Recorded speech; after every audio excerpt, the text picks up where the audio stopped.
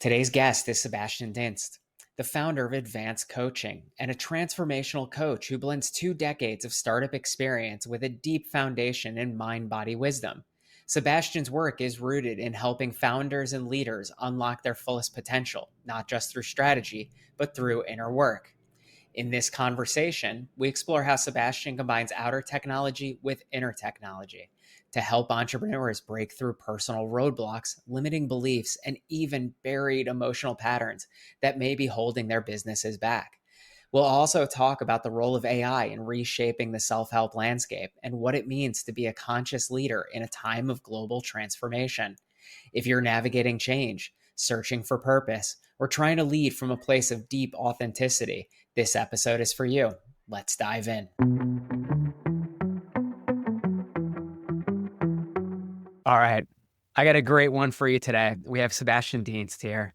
And I'm going to let Sebastian give his own intro because the man's got a wide variety of history to him and also is here to help out people in a great way. So, Sebastian, the first question that I have for you is what got you interested in the intersection of humanity and technology?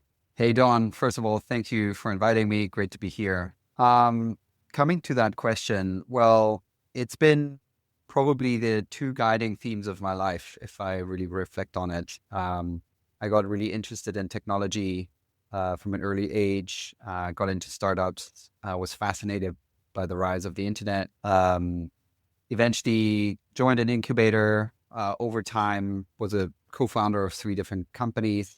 So really immersed myself in what I would now call also the outer technologies.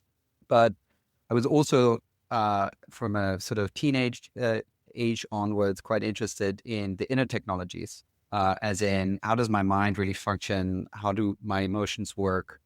And got into meditation at that time, got really interested in neuroscience and different, I would call them sort of mind, body, spirit modalities over the years, where it was just my own intrinsic interest to understand how I function. And over time, it became a little bit sort of obvious and just natural to pass things on, first to friends and family, and then to fellow founders in the space. And at some point, I just realized that this kind of work is more fulfilling for me. It happened about 6-7 years ago that I realized being an operator in a company was incredibly rewarding, but also I was coming to a place in my life where I just wanted to work more with people, more one-to-one. And this is where then I sort of changed sides, so to speak, and became a coach, fusing these two strands, having the experience and the sort of longstanding interest in technologies, outer technology, but then also helping founders and CEOs with the inner technologies of really trying to figure out what are the roadblocks within myself, what are the limiting beliefs and the sort of blind spots that people have that hold them back, and by extension, their companies. I love the way you're describing this as far as inner technologies, outer technologies. And I frequently tell people that being involved in startups and being an entrepreneur is one of the greatest self-development exercises that I've ever had. Because when it comes down to it, I'm the one who's blocking us. I'm the one who's either, helping us thrive. There are a lot of people that help us thrive, yet I'm the one who's probably holding us back the most because of those limiting beliefs, because of the roadblocks that we put into our place. And I can tell you that coaching has been one of the most profound kind of like impacts for understanding myself and being able to deliver for, my team and for our customers as well. What are some of the things that you see entrepreneurs really thriving with when they come and look at themselves from that mind, body, spirit perspective? Well, so I think it depends what situations they find themselves in. Generally speaking, I help them on 3 dimensions. One is very straightforward business stuff, a soundboarding, sparing on business decisions across, pretty much any field, product, finance, fundraising, etc. The second area is more leadership related, as in building the skill sets that also evolve as the company grows, right? Running a 10-person startup is very different from running a 200 people scale up.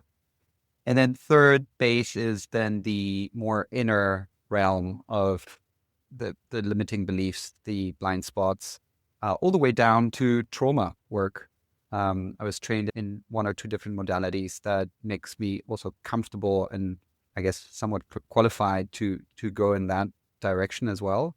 And in particular, on this last point, you see the biggest unlocks, where there's now in the last, let's say 10, 15, 20 years, an emerging perspective in sort of therapy and coaching, where we look at ourselves as a collection of different parts. So internal family systems, which you might have heard of, was kind of one of the first that introduced that perspective.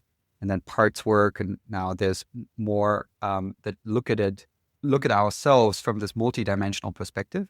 And it's just fascinating because it's very easily translatable into the life of an entrepreneur, right? You can just say, okay, so imagine it's like you have a team underneath you, and some team member is just kind of almost sabotaging the efforts of the team, and just translate that for yourself, right? Like this is how the mind sometimes work, and specifically the subconscious. And now let's zoom in, let's double click on this particular part, this part of you.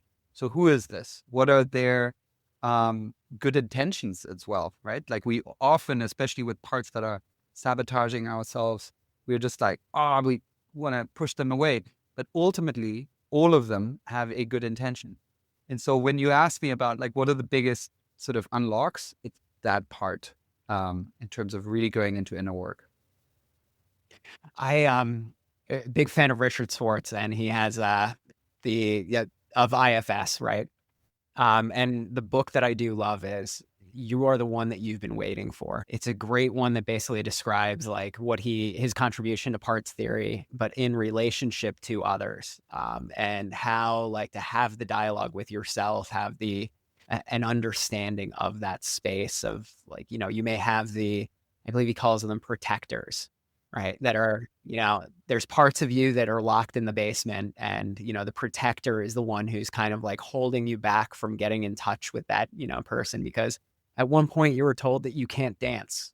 And so you lock the dancer in the basement, and the protector there is to ensure that you are, able to live the life, and to be part of the community and not get kicked out of the tribe. But at the same time, it's holding you back from enjoying the joy of dancing as well. So Totally. Protectors, and then the hurt part, right? Underneath, the protector part is trying to protect you from feeling the charge of the hurt part again. And they all have good intentions.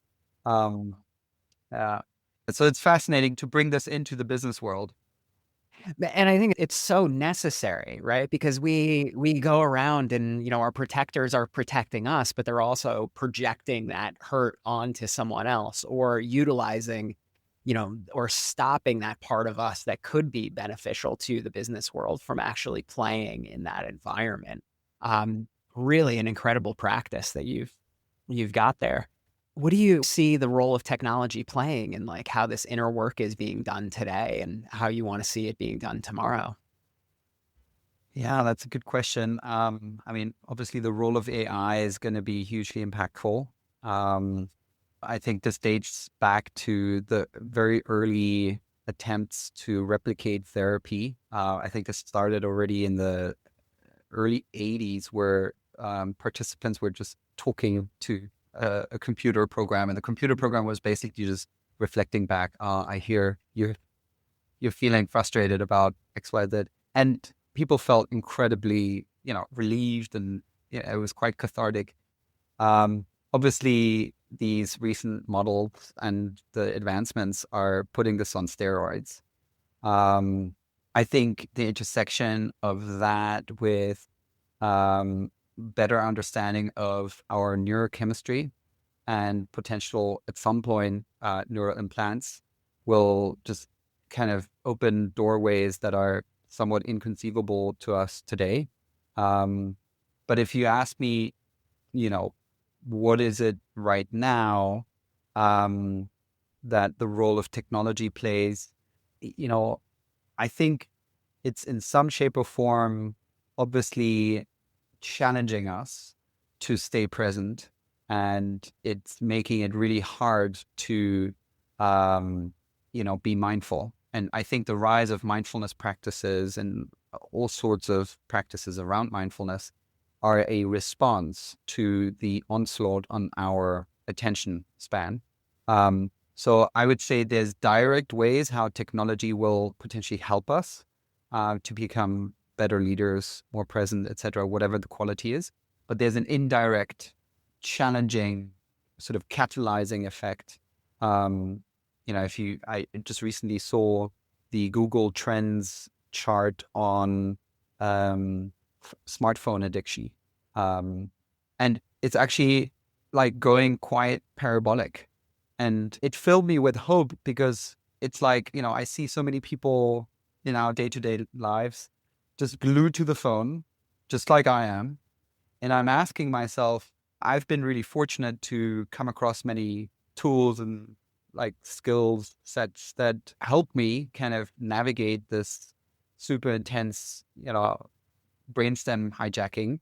But I wonder if someone has never heard of, meditation or any other sort of mindfulness based practices. Gosh, I think it's really hard. And so I think there is this equal and opposite trend uh, overarching in society, that these really powerful technologies will just require us over time to become better in master our mind better, because otherwise it's just like we're doomed in some shape or form.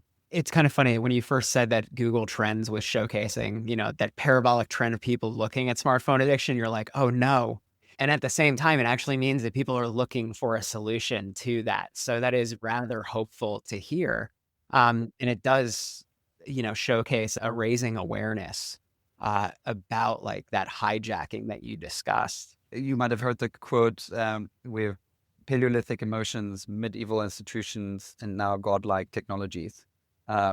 We have to catch up with our emotions and with our sense making and with our ability to stay present to the power that today's technologies hold.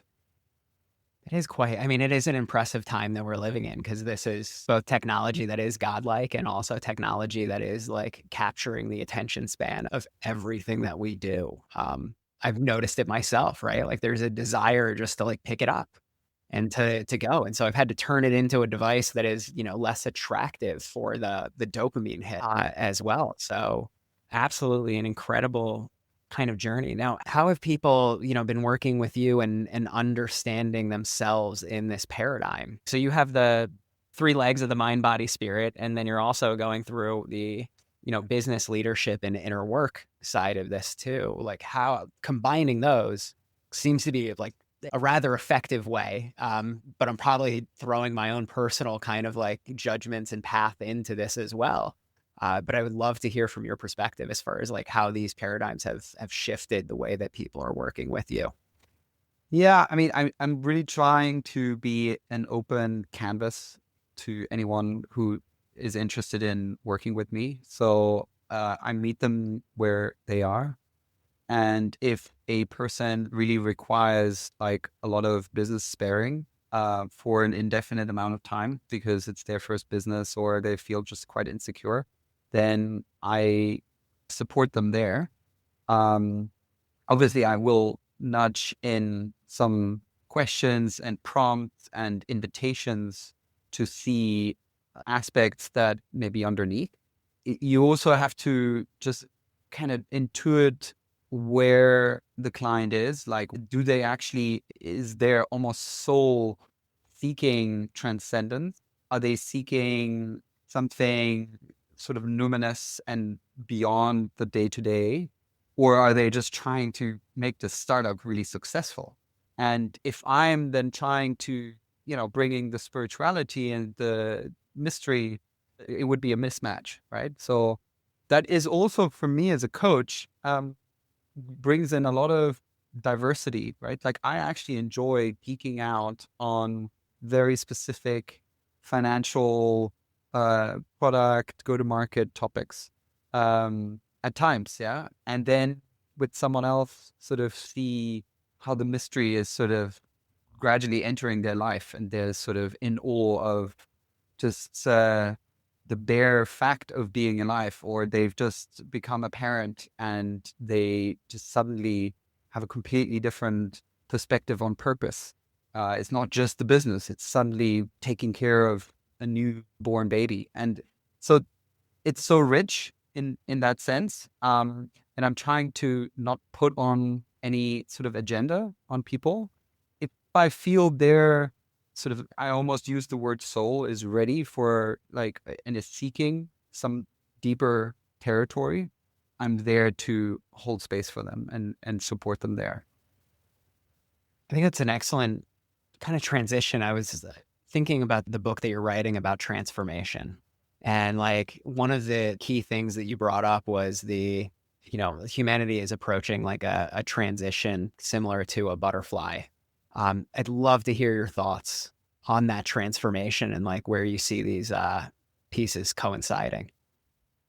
Yeah, the book is the working title right now is The Upcoming Phase Shift of Humanity. And nature shows us that different species or materials completely change their state within their own sort of lifetime. So the one that you mentioned, caterpillar butterfly, is a famous one, but there are others like nymph to dragonfly, where also materials like water and ice, water freezing into ice. It's a completely different state. And so I'm drawing the analogy that nature shows us phase changes are possible. And I'm using the metaphor of the caterpillar being eaten up by what is called these imaginal cells. So in the caterpillar from birth are dormant so-called imaginal discs or imaginal cells that at some point within the lifespan of the caterpillar just sort of wake up, start eating up the caterpillar pretty much from inside, but leaving certain parts like the nervous system and parts of the brain intact. But then at some point, once everything's eaten up, they start building the butterfly from scratch. And I sort of use this metaphor of the imaginal cells in terms of the breakdowns that we're seeing in across different dimensions of society, as well as the breakthroughs. And I think this is where a lot of people, including myself, for a long time got sort of hung up, that there are, from a different vantage point, from a certain vantage point, lots of very intense crises that we're facing. The four that I mentioned specifically are the advent of superintelligence, the potential breakdown of a monetary system, accelerating climate change, and the end of the US empire. And the thesis being, if just one of those trends would happen in our lifetime in isolation, it would be the biggest thing in our generation. But not just witnessing one of these, it's four sort of colliding over the next arguably 5 to 10 years. And yeah, the thesis is, I mean, I'm still writing the book, but like, it's kind of awe-inspiring because while these breakdowns are happening, there's also all these insane breakthroughs across technologies, around system design, around consciousness, aspects of how society operates. I mean, in terms of technology, obviously AI is an incredible breakthrough. I think genetic engineering will be an incredible breakthrough over time. Quantum computing promises to be the same. And if you combine these three, it's going to be even more. But then there's other things, the new energy paradigm that we're moving into, et cetera, et cetera. And so the picture that I want to paint is that there is this kind of, there is another side that we might emerge into. I don't know if we're going to, change as much as the caterpillar changes into the butterfly. Perhaps, who knows? But I think we need to consciously co-create that metamorphosis, because a lot of people are still either in denial of the massive transformation and the big breakdowns that are happening, or if they have woken up to these big crises, a lot of them are stuck in a lot of grief and a lot of pessimism and quite depressed about where the world is going. And I want to formulate something that is both realistic acknowledging that the intense stuff happening and we're heading into something really, really intense, but there is this kind of eye of the needle that sort of has a narrative that we can get to the other side.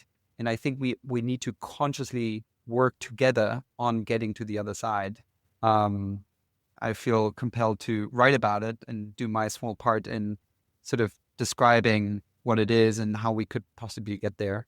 But still an evolving process, this book, as you can hear. All four of those items that you described as far as like driving this opportunity for transformation are evolving as well. We're seeing a complete global shift of alliances. We're seeing Ray Dalio, I don't know if you're familiar with him, but wrote the book Principles, hedge fund manager, describes like the cycles of the economy. And, we have short and long-term debt cycles. And one of those long-term debt cycles is basically coming through in the next, 5 to 10 years. And so we'll see that shifting as well. AI has, an incredible power to transform how things are going. In the software development space, we're already seeing 20% fewer jobs being listed on freelance sites. Yet at the same time, like we're seeing an inordinate amount of, demand for our services in AI. But that as a service organization will dry up at some point.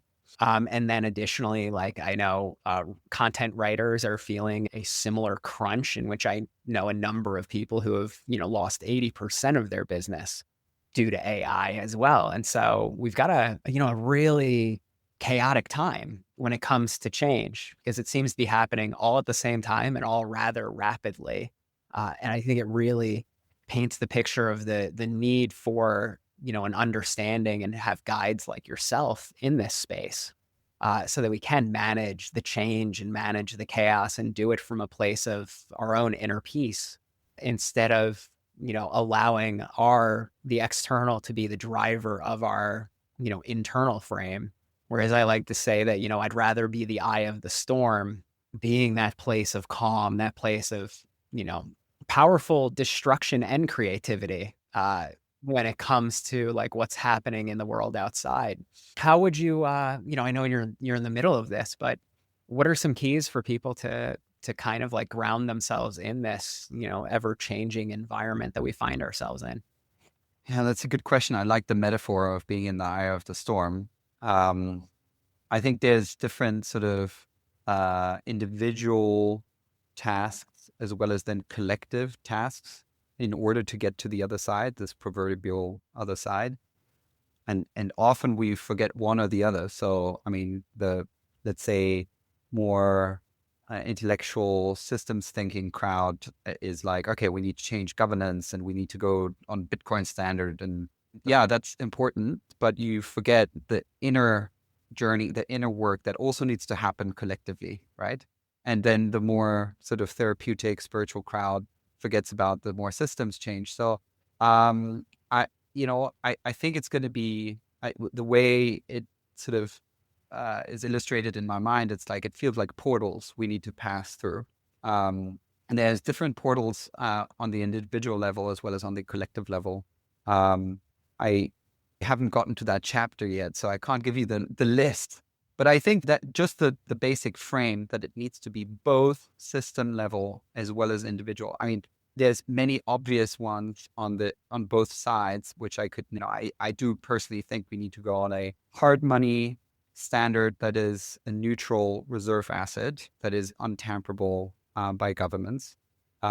That will have so many incredible positive network effects over time. And I think it should be Bitcoin. I don't think it should be Solana or Ripple or something. I don't know how much you're into crypto, but On the basis, I could agree with that, but I think there's some other governance standpoints that we have to endeavor in as well. That's a powerful one.